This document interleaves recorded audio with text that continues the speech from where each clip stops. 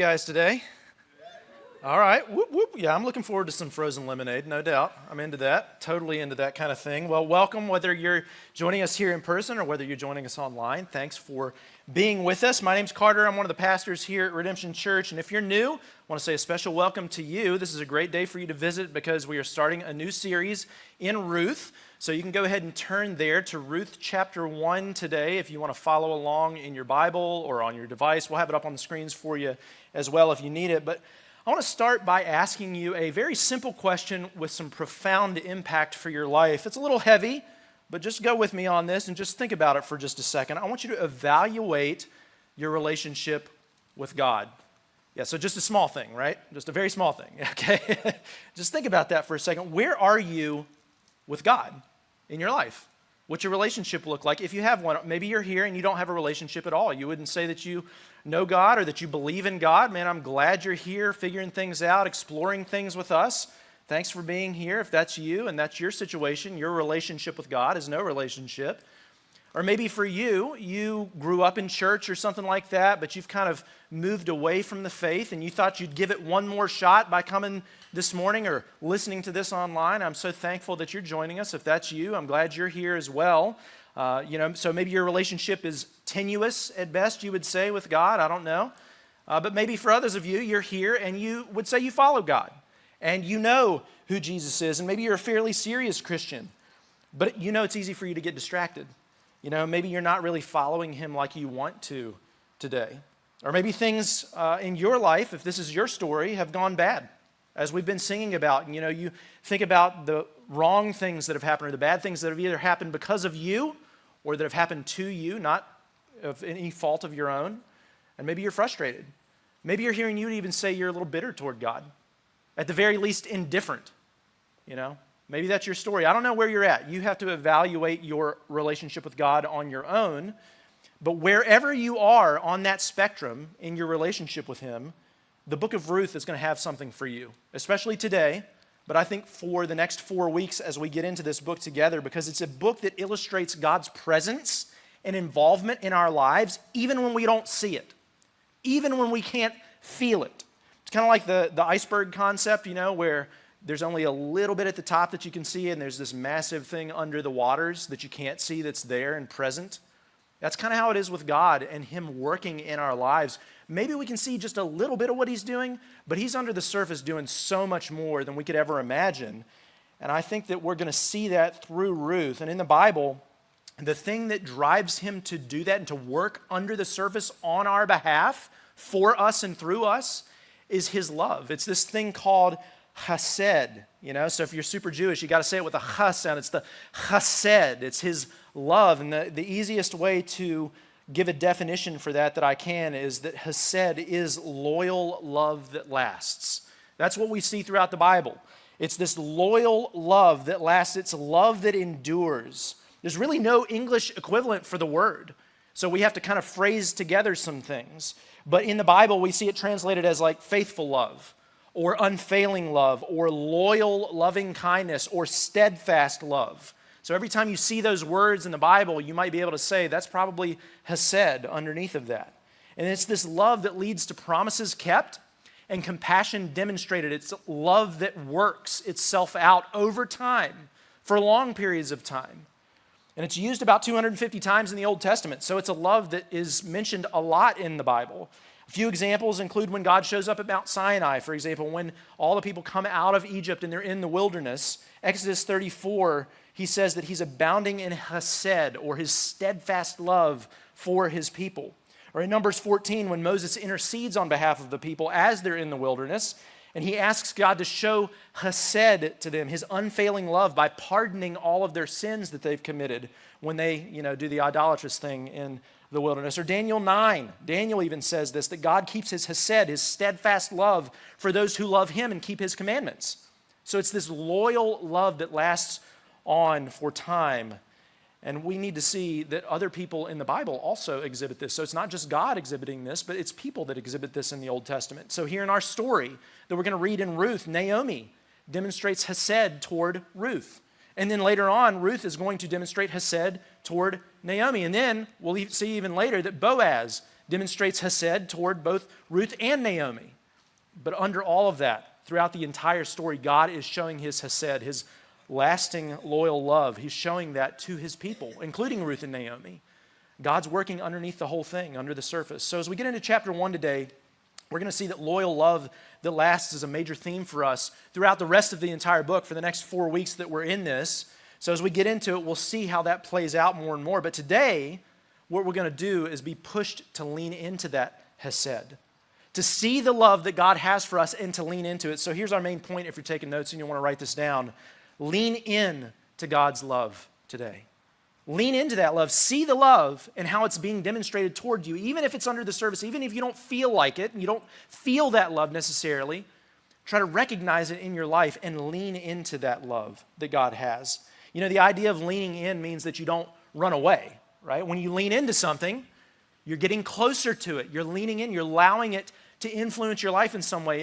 Caitlin, one of our leaders here, she told me this week a story how she listened to a comedian named Jaron Myers. I've never heard of this guy, but she said he's great.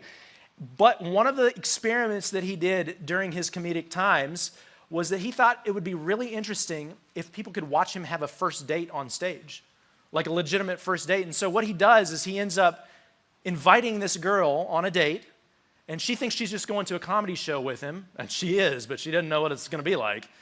And so when she gets there, he has this whole elaborate thing where he has people out in the lobby. So he tells the people in the audience, hey, this is what today's going to look like, and I'm going to need some of you guys to go back out into the lobby and get tickets so that when my date gets here, she thinks that we're all just part of the show.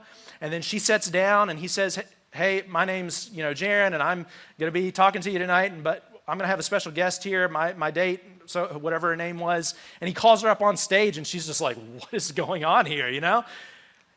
If it would have been me, I would have run away, okay? I would have just turned and ran. This is really weird and creepy. I'm not doing this. But she actually leaned in to the awkward, and she got up on stage, and she allowed it to happen.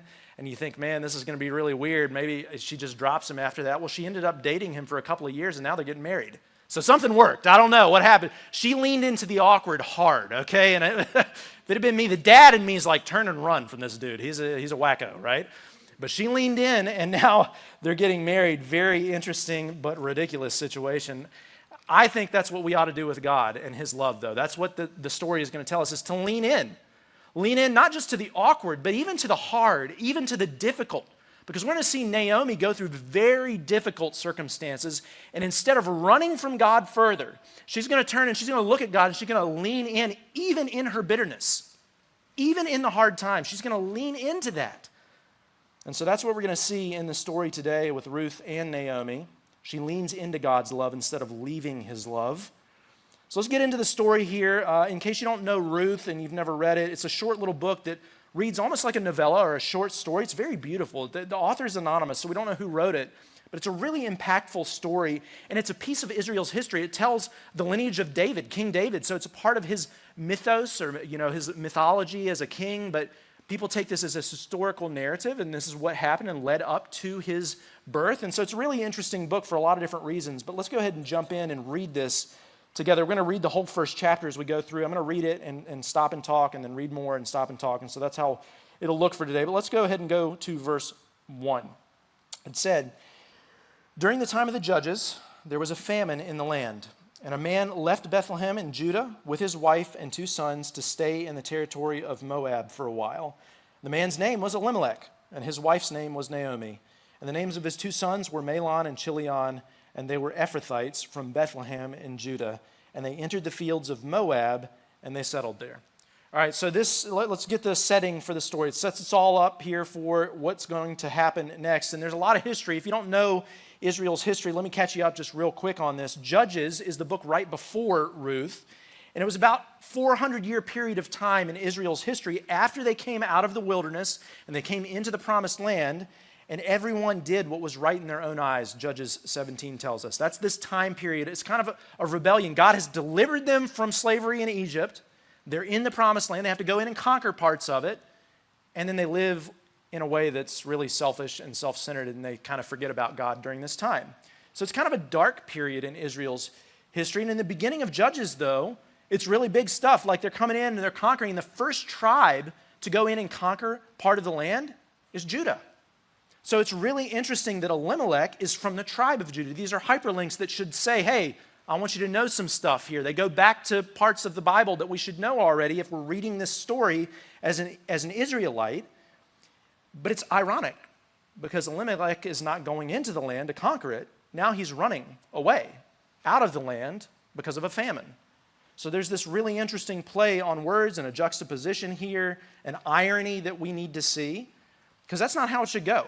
God's people shouldn't be leaving the land that he gave them now. They should be thriving in the land, and instead there's this famine and they're not thriving. And so Elimelech, rather than try to trust God during this period of time, he doesn't trust God and he leaves, he runs away, takes his family and he leaves God's people in God's presence, and he lives in rebellion away. And they go to Moab, which is an enemy nation, and they settle there in enemy territory. That's really interesting language as well. So Elimelech would rather give up the land that God gave to him and his ancestors rather than trust God during this hard time of famine, trust God to provide. He didn't do that, so he ran away. So you can write this down for us as a warning, I think. It's easy to leave God's love when we don't get what we want. Man, that's super easy, right? God's not doing what we think he ought to do, so we leave, we tuck tail, and we run. And of course, I see this happen to Christians all the time in the church today. Life's not going the way they want. They don't have what they want. They don't get what they want. So they'd rather seek something else other than God. They'd rather change their living situation rather than change their heart, right? So they don't want to lean in. They want to leave God and in search of satisfaction and sustenance somewhere else. And once they enter into that territory, what we would call enemy territory, where they've run from God, they settle there. And that's how they start living their lives. Sure, they may go to church. They may say they're believers. They may say they're Christians. But that's not how they live their life at all. They've settled somewhere else. And oftentimes I think that most American Christians think we're in the promised land because we're in America, right? We're so blessed. We have so many possessions and so much wealth here that we just take it for granted that these are all blessings from God that he's provided for us. And instead, we grow concerned about our financial portfolio or our career moves or the school that we're going to go to or the sports that our kids should play, if they're going to be successful in life and all these different things. And we forget about God's purpose and plan for our lives in favor of our own purpose and our own plan for our own lives. But man, if we're Christians, the purpose that God has for us is to be a blessing to the people around us. That's what Israel was supposed to be to Moab, the enemy of God. And the plan was for him to use them to share his love with other nations around. That's what he's supposed to do with us. Our purpose is to live for God, to be a blessing to those around us. And the plan is for him to use us to bring other people into the kingdom and other people into the family through the love that God has for us and that we should have for them. And the only way we're going to live that out is if we start trusting the circumstances that God puts us in, whether they're good or bad. Whether we have things that we want or we don't have things that we want. We have to decide to put our trust in God above all things. We should lean into his love in the circumstances that we face, not leave his love, depending on what circumstances they are, just because we don't like them. That's what we see going on here in this story. It's the same for Elimelech. He actually left the promised land and settled in a place far from God. He didn't want anything to do with it. His circumstances weren't the way that he thought they should be, and so he left with his family and led his family there, and they settled there in this enemy territory. And this is what verse 3 says. Naomi's husband Elimelech died, and she was left with her 2 sons. And her sons took Moabite women as their wives. One was named Orpah, the second was named Ruth. And after they lived in Moab about 10 years, both Mahlon and Chilion also died. And the woman was left without her 2 children and without her husband. So it really, for Naomi, goes from bad to worse. They're already running from God as a family, and then she loses everything while she's there. The Israelites weren't supposed to intermarry with Moabites. I don't know if you realize this from the Levitical law. If you know your Levitical law, you know that these guys aren't doing what they're supposed to do, right? But hey, their dad had run away from God. He hadn't led them in the ways of God, so his sons didn't live in the ways of God. Parents, that's something for us to take note of, right? So they end up marrying these women that worship other gods. That's why they weren't supposed to intermarry, is because the Moabites didn't worship the one true God. They worshiped gods that they'd created for themselves. And you're not supposed to do that in Levitical law. And it doesn't say why, but the sons die also. So their father died, then they died, and now Naomi's devastated. She's left with nothing, basically. She has her 2 daughters-in-law, but they're left without protection and provision. And if you know anything about this time period, the family was everything in these days. Like the husband provided protection and provision. The wife led the household and raised the children. And if you didn't have a family, you were really a nobody. You were not successful in life. You know how in our society, to be successful, you just really need a career, right? You need an education and you need a career. And then you're successful. You can be somebody. Well, in these days, to be somebody, you needed a family like this so that you could pass on the lineage and they could work the land with you and you had more wealth. The more kids you had, the better off you were. That's why you see all these kings in the Old Testament who were super wealthy, have all kinds of kids. It was a sign of wealth. You were successful if you had a family, and she'd lost it all. She was devastated. It was like she'd lost her job and her career and all this stuff. It was like she lost everything in her life. But then something changes in the story at this point as we get into the next verses here in chapter 6, because she's reminded of God's goodness. And then instead of doing what she's been doing, which is running away, she takes steps toward God. This is what it says in verse 6. She and her daughters-in-law set out to return from the territory of Moab because they'd heard in Moab, while they were there, that the Lord had paid attention to his people's need by providing them food. Very interesting setup here now, because this is what Israel is supposed to do for all the nations around to begin with. When God is good to Israel, everybody else sees it, and she hears about it while she's in Moab. So this is the purpose of God's people is playing out before our very eyes here, and she's seeing that. She's hearing of God's goodness, and so verse 7, she left the place where she'd been living, accompanied by her 2 daughters-in-law, and traveled along the road leading back to the land of Judah. I hope you're starting to see the insightfulness and the beauty of this story here, because it's this literary visualization of somebody actually coming back to the faith in God. That's what's really interesting about this. Naomi was essentially wandering in sin. You know, she was far from God, but she hears about his goodness again. She's reminded of what it's like to be in God's presence with God's people, and so she takes steps to go back. That's what's really interesting here. That's what's beautiful about this. She and her family had been running, but now she leans in. You can think of Israel as the place where God's presence was. At this time, you remember when they were in the wilderness coming out for 40 years, they had a tabernacle that they set up as a tent of meeting with God, and God's real presence dwelled with his people there. And so as they entered the land during the period of the Judges, that tabernacle was set up in Shiloh and in Bethel, so it kind of moved around some, but the idea is that God's real presence was with his people in Israel, and that's how this looked to all the nations around. God's presence was there, so when you left the land, you were really leaving God's presence. And that's what they had been doing here. So the promised land was representative of his presence on earth, and as Elimelech and Naomi left, they were leaving a relationship with God and his people, but going back now. See, Naomi is making a commitment to start seeking after God once again. She's saying, I have done wrong. She's repenting, essentially. She's recognizing her wrongdoing and she's turning to God. But it's really interesting because she's super complex here, right? This is not I heard of God's goodness and now it's all good now and I'm going to go back and joy and hallelujah, praises. No. That's not what happens, right? She's still bitter. So that's really interesting here, right? She's still bitter. She's bitter toward God for what's happened in her life, and yet she takes steps back toward his presence.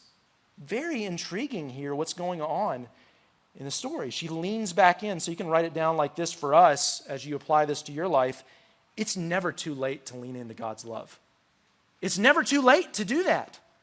You can still do that today, because in those moments where we've lost everything, or things aren't going our way, or we're wandering and we're lost, we have no idea what our future holds, or we're living in selfishness and sinfulness, and we're running from God, God's love is still there, waiting for us to return to him over and over and over again. We can always lean in again. That's what he wants for us. He commands us to lean back in. It's never too late to do that. And you might be like, yeah, but you don't know what I've done. You don't know how I've been living my life. I've done too many things. I've done X, Y, or Z. But listen, she was running away from God for more than 10 years. She was living in enemy land, allowed her children to marry people who did not worship her God. She basically had just left the faith. And yet, and yet God welcomes her back with open arms here. So it's really interesting stuff that's going on in this story. And she's still bitter. Remember, she's still got a problem, but she takes steps to go back. Thank God he's patient with us, She leaned into his love even when she wasn't feeling his love. She was feeling bitterness, but she leaned in anyway when she heard and was reminded of his goodness. And so rather than letting her bitterness consume her completely, she starts the journey back toward God. And that's a hard journey. She goes. This is what it says in verse 8. Naomi said to them, talking to her daughters-in-law, "Each of you go back to your mother's home. May the Lord show his kindness to you as you've shown to the dead and to me. May the Lord grant each of you rest in the house of a new husband." And she kissed them, and they wept loudly. And they said to her, "We insist on returning with you to your people." But Naomi replied, "Return home, my daughters. Why do you want to go with me? Am I able to have any more sons who could become your husbands? Return home, my daughters. Go on, for I am too old to have another husband. Even if I thought there was still hope for me to have a husband tonight and to bear sons, would you be willing to wait for them to grow up? Would you restrain yourselves from remarrying? No, my daughters. My life is much too bitter for you to share, because the Lord's hand has turned against me." Again, they wept loudly, and Orpah kissed her mother-in-law, but Ruth clung to her. And Naomi said, "Look, your sister-in-law has gone back to her people and to her gods. Follow your sister-in-law." But Ruth replied, "Don't plead with me to abandon you or to return and not to follow. For wherever you go, I will go, and wherever you live, I will live. Your people will be my people, and your God will be my God. Where you die, I will die, and there I will be buried. May the Lord punish me, and do so severely, if anything but death separates you and me." So this is really where our main characters of the story start to be parsed out, and we see that it's Ruth and Naomi against the world here, right? They're after it together, Thelma and Louise style, and they form, well, maybe not quite that style, right? Okay. And they form this very non-traditional family unit, mother-in-law, daughter-in-law, and they're together, and they're moving back toward Israel, toward God's presence and God's people. And this is where Ruth begins to show her Hesed for Naomi, right? Because she's saying, no, I'm not going to leave you. I'm going to stay with you. And she essentially becomes an Israelite. She's committing to become one of God's people. And in this famous line that we always hear from Ruth, "Wherever you go, I will go. Wherever you live, I will live. Your people will be my people, and your God will be my God." This is what we hear from Ruth all the time. It's really interesting. We usually hear it in a wedding, right? But this is not between a husband and a wife at all. It's between a mother-in-law and a daughter-in-law. I'm not sure why it's in weddings, but that's maybe somebody not knowing their Bible. Anyway, but as Ruth comes to the place of commitment here, it's really interesting because it's really a conversion. It's not just a commitment to Naomi, it's a conversion to God, right? Because the story is begging us to ask a question here when we get to this. Why? Why in the world would Ruth want to follow Naomi back to her people and back to God's presence? Why in the world would she follow her even to the point of believing in her God? And it's clear that at least in the context of this story, it's because Naomi's Hesed has made such an impact on her, right? I mean, here's what you can write down and then I'll explain it. Ruth was led by God to God by Naomi's love for her. See, Ruth was led to God by Naomi's love. And it seems really unlikely if you think about it, because why would Ruth be attracted to Naomi's God after seeing all of this unfold for so many years? She could have just as easily scoffed at God and said, "You know what? God's the one that killed my husband. He's the one that killed my father-in-law and took all of our protection and our provision away from us." She could look in and scoff and say, "Why in the world would God allow a famine if he really exists? He didn't take care. He wasn't powerful enough to provide for his people even." But she doesn't do any of that, does she? That's what's really interesting. She even sees Naomi's bitterness, and she chooses to follow God. What is it that has done that? Well, it's got to be Naomi's relationship with her. Because think about Naomi here and what's happened. She felt bitter toward God, and yet she took steps toward him anyway. And that's probably really intriguing to Ruth. Just on the surface of it, why would Naomi go back to God, even if she's bitter? There's something really intriguing about a God that people can just go back to, that's willing to welcome them with open arms, even when that person is angry at that God that they believe in. That's intriguing on the surface of it, number one. But then Naomi shows such unfailing love toward Ruth and Orpah by telling them to return to their people so that they can have a family, so they can be successful, right? We might look at that and say, well, she didn't want them with her. She was it was maybe a slap in the face or what, but that's not it. She obviously had become like a mother to them. There's weeping, there was kissing. They didn't want to leave. They loved one another. So she intimately knew and loved them, and that impacted Ruth in this way to the point where Ruth clung to her. Orpah ended up going back. We don't know why. No fault to Orpah. Naomi told her to go. But Ruth wanted to stay because of this relationship that she had with Naomi, despite the fact that she would probably never marry again. Despite the fact that when she went to Israel, they knew they'd probably face hardship because they would be destitute. They wouldn't have anybody to provide for them. So her telling them to leave was actually Hesed toward them because she was trying to do what was best for their future. No doubt Ruth felt that deeply, and that impacted her. And she didn't want to lose that relationship, and something happened in the middle of that. She decided to follow Naomi's God. Very interesting here. Her love for Ruth led Ruth to a love for God. And so as we apply this to ourselves today, you can write this down also. Our love for our neighbors can lead them to love for God. Okay? Our love can do that with people. Now, I don't want to make too much of a blanket statement, right? Because that's not always the case. You can love somebody until the day they die or until the day you die first, whichever comes first, and they may never follow God. That may not be how God works it out for them. It could just be the way it is. But it certainly can't hurt, right? It certainly doesn't hurt. It's actually the first step for people who are coming to God is to learn to love and trust somebody who's a Christian. I actually read a book, and I'm reading a book right now. I'm listening to a book, so I like to listen, so I'm not really reading it, but I'm listening. It's called I Once Was Lost, What Postmodern Skeptics Taught Us About Their Path to Jesus. Very interesting book because it was written by some guys who worked in the college ministry, InterVarsity, if you've ever heard that. And they worked in InterVarsity for over 20 years. And so they have story after story of all these conversions that they'd seen, and they wanted to try to figure out what it was that led people to become Christians. How did these people in this collegiate setting end up going from lost to saved? What did this look like for people? And so they compiled all these stories, and they came up with 5 thresholds, is what they call them, of steps that people must take in order to follow Jesus. Now, they're like, listen, we could be wrong, but over 20 years, we started this 10 years ago, and then 10 years went by, and we came back together, and we were thinking, surely these thresholds won't hold up in our context. And they said every story that they talked about, they saw these thresholds play out in one way or another. We actually see it with Ruth, and I won't go through all of them. I'll give you all 5 of them, and then I'll go through the first one as to how it applies to us today. But it's trust a Christian. That's the first threshold that people have to cross. And then they have to become curious about what that Christian believes.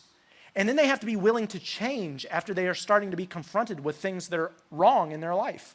And then they have to actually start to actively seek God on their own and want to believe this truth that these Christians believe. And then they finally have to go from death to life where they take that commitment and they actually say, I'm going to follow Jesus. So those are the 5 thresholds, but we see that, and we actually see them play out in Ruth's life. But the very first thing is that you have to trust a Christian. That's the very first hurdle for people to go. Now, in the book, they're like, we don't know why people cross these thresholds. We have no idea what it is other than the Holy Spirit miraculously working in people's lives. Salvation is a mystery. So we don't know why they go from one step to the next. There's no discernible reason other than the Holy Spirit is supernaturally working in them. But these 5 things happen over and over in people's lives. And besides that being a good truth for us to know and just helpful for us, man, it's really interesting that we see Ruth doing that. She took steps toward God because of her trust and relationship with Naomi. That's so beautiful and so profound. That's one reason why hospitality is such a big deal for us here. Just imagine what kind of life change we could see here in Roanoke if people can feel Jesus' love through us. That's the first step. That's the first hurdle for them. The first threshold they have to cross is trusting someone. That's what Ruth did here. It's very interesting. But let's finish out the story here, and then we'll wrap it up. When Naomi saw that Ruth was determined to go with her, in verse 18, she stopped talking to her. Okay, she's like, okay, fine, I'm not going to try anymore. And then the 2 of them traveled until they came to Bethlehem. And when they entered Bethlehem, the whole town was excited about their arrival. And the local women exclaimed, can this be Naomi? And she says, don't call me Naomi. Call me Mara, she answered. For the Almighty has made me very bitter. I went away full, but the Lord has brought me back empty. Why do you call me Naomi, since the Lord has opposed me and the Almighty has afflicted me? And then the author just sums all this section up in verse 22. So Naomi came back from the territory of Moab with her daughter-in-law, Ruth the Moabitess. That's an interesting word. Moabitess, whatever, They arrived in Bethlehem at the beginning of the barley harvest. It's just a wrap up there. But this is essentially the first scene that ends here in the story of Ruth. So I can't wait to get into the coming weeks here for the rest of it. This is the first act of the short story that we're reading. And I just want to point out how cool it is that when they get back to Bethlehem, the women in Bethlehem, they're excited. They remember Naomi. They're like, man, I can't believe she's here. This is great. She's come back into God's people, into God's presence. And I think that's really interesting. No judgment, just joy that somebody's come back into the presence of God, right? That's what we want to have here when people come back at Redemption Church. But it's also evident that Naomi, even though she's taking these steps toward God, she's still bitter, right? It doesn't just imply that. It says it. She's like, don't call me Naomi, which means something like sweet in Hebrew. It sounds like the word for sweet. She's like, call me bitter. That's what Mara means. Call me bitter because I'm still bitter. So it's really interesting. You can imagine Ruth as she was standing there next to Naomi, and she's like, hey, I've lost everything. I'm empty-handed. I don't come back with anything. Surely Ruth, at least in my mind, is like, what, am I chopped liver here? Come on. I came with you, I mean, we just saw this beautiful conversion moment where Ruth and Naomi have this love for one another, and Ruth begins to follow Naomi's God, and Naomi's just like, it doesn't mean anything. I've lost it all, She's still in her bitterness, and sometimes bitterness can do the same for us. Maybe we can lose track of what God is doing around us for our selfishness, because that's essentially what bitterness does, right? It causes us to look inward at ourselves more than we look at God and what He's done. We're just worried about what we don't have that we want, We're bitter about it. So we forget to look and see how God's working under the surface and how to lean into His love. So Naomi does that, though. She's leaning in, but she's still frustrated. She's complex. But if that's where you're at today and you feel bitter about something, you don't have what you want, or you're not where you want to be in life, or whatever it is for you, and you get that bitterness that wells up, man, my call to you and Ruth's call for us is to lean into God's love today. Don't run from Him. Don't leave His love. Lean into it. Don't get bitter at God. Man, trust in God's circumstances for your life. Why can we trust God? Because of His Hesed that we talked about to begin with. His love is loyal and it's long-lasting. And how do we know this in our context? Well, it's because through Ruth's lineage, as she gets in and marries Boaz and they have kids, and then King David comes, and then through David's lineage, who else is going to come in the future for us to be God's full expression of His love? Jesus, right? We know God's love is so long-lasting and so loyal that He sent His own Son into the world to die for us and to take the bitterness onto Himself that we deserve for our rebellion. Because see, oftentimes bitterness is something we cause in ourselves. We don't trust God. We look selfishly inward. The bitterness is our own problem. And yet God enters in and says, you don't have to be bitter anymore. I'm going to provide a sweet love for you for all eternity that can change your life. So you can write this down if you're taking notes. Jesus drank the bitter cup of death for us so that we could drink the joy of God's unfailing love forever. That's the beauty of the love, the Hesed that God has for us. See, in the Garden of Gethsemane, Jesus pleaded with the Father to let this cup pass from Him, if you remember that. And He prayed in Matthew 26, my Father, if it's possible, let this cup of suffering be taken away from me, yet I want your will to be done, not mine. And as it turns out, it was God's will to pour out all of His wrath on to Jesus in that moment. He didn't let that cup pass by, and He made Jesus drink it all. He poured it all out. And there was no other way to save those who couldn't save themselves but to see this happen where all of God's wrath was poured out on Jesus. This is what Psalm 75 prophesies about this ahead of time. It said, for the Lord holds a cup in His hand that's full of foaming wine mixed with spices. And He pours out the wine in judgment. And all the wicked must drink it, draining it to the dregs. And see, the problem is we're all wicked. And we all follow our own way. We all rebel, and we all leave God for some reason or another, in some way, shape, or form. The prophet Isaiah says it like this, wake yourself up, and stand up, Jerusalem, you who have drunk the cup of His fury from the Lord's hand, you who have drunk the goblet to the dregs, the cup that causes people to stagger. See, this is what our bitterness deserves. Our bitterness deserves God's fury and God's wrath. We, like Elimelech and his family, have run away from God. We've wandered. We're prone to leave the God we love, right? That's how the hymn says it. We don't have what we want because we don't ask with right motives, as James talks about.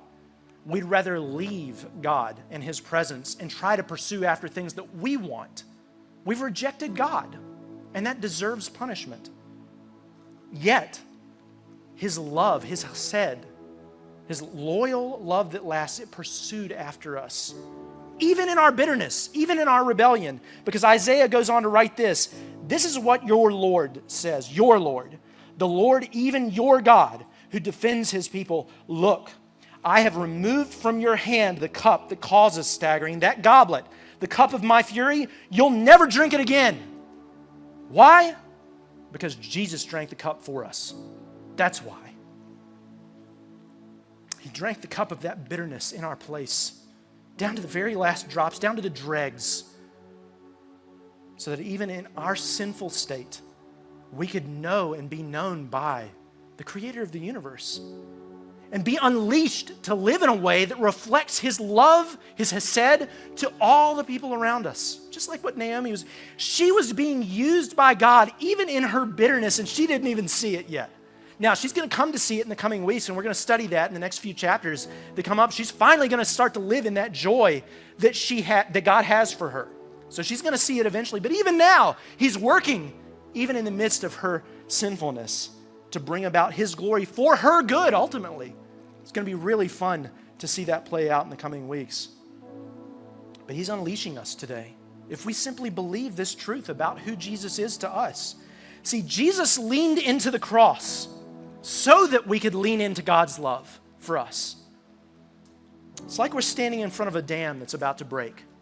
You know, maybe you have seen the Hoover Dam, or you've even driven on top of it or been around it. You know, if you just think of standing in front of the Hoover Dam, right? The Hoover Dam is over 700 feet tall. That means it's over 60 stories tall. If you want to think of it in context, it's like looking at the Wells Fargo Tower downtown and seeing 3 of those stacked on top of one another. Now just imagine you're standing at the bottom of that dam and you look up at the dam and there's rumbling and there's shaking and you hear cracks and the dam's about to break. That's what it's like for each of us with God's wrath. He's pouring out his fury on our sin. And what happens is as we look at that dam and it begins to break apart and we see the water rushing toward us and we can't escape it. There's no way that we can get away from this.